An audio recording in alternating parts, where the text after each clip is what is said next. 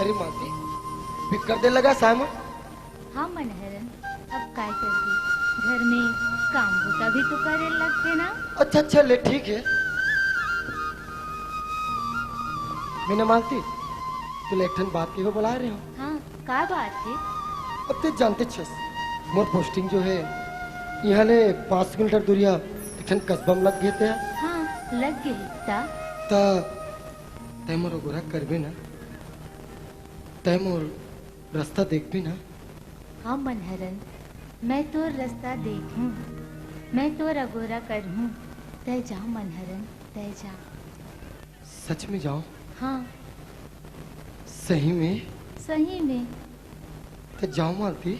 तब मैं जाऊँ का? अरे भड़क मत भाई, जावत हो ना।